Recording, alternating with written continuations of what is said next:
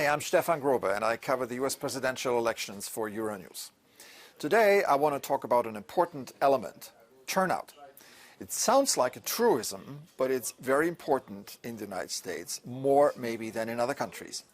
You see, I live in Brussels, and in Belgium, voting is mandatory. So, at the end of election day, you have a turnout rate of 90+%, which gives the people who are elected a very strong mandate. Not in the United States. Turnout there for presidential elections is between 55 and 60% typically. That is nothing compared to European numbers. Now, figure this out. The turnout record ever in the 20th century was reached 4 years ago in 2020 when Joe Biden beat Donald Trump. 66%, more than 66%, that's 2/3 of the electorate, went to the polls and elected the president. That was the national record in the United States. Until then, the records were all established in the 1960s.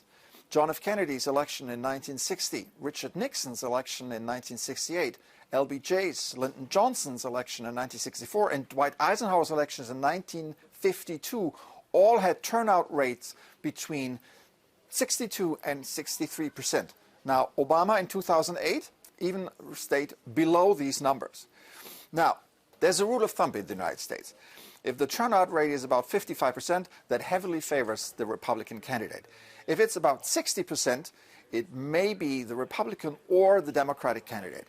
If it's 60% and more, it heavily favors the Democratic candidate. So Kamala Harris must all be interested in turning out people in drove. If you have 1/3 of the electorate that is not voting, sitting on the couch basically, you need to get these people to come to the polls and vote. And this is what she's doing. And both candidates have even established a strategy that tries to target, to zero in on slivers of the electorate that so far have been reluctant to participate in this political process. That's why the media strategy is based on podcasts this year rather than traditional media. Normally candidates, to communicate with the voters, they go on television, they put ads on television, they go to the famous news shows, news programs like 60 Minutes on CBS or something, they do the town halls and on Fox News or on CNN, the traditional TV networks. But this year, for the first time, podcasts have become very important. The idea is to reach people that are normally not part of the huge audience, people that are not really familiar with the political issues, and so are the podcast hosts. So the idea is to have a rather friendly conversation and not a challenging interview with a network journalist who will ask tough questions. And we've seen this in case of Donald Trump this year, in case of Kamala Harris. They both went to podcast hosts. Trump, for example, went to the Joe Rogan Experience, basically male-dominated podcast that has 17 million viewers or something on YouTube. Kamala Harris went to podcast hosts who have a strong appeal among women. Call Me Daddy is just one name.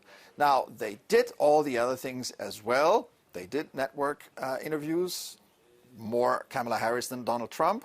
They did the debates, of course. Other than that, traditional media have lost a lot of influence, a lot of importance. But we're going to see whether this will play out positively for either candidate. The answer certainly next week when we have the final results.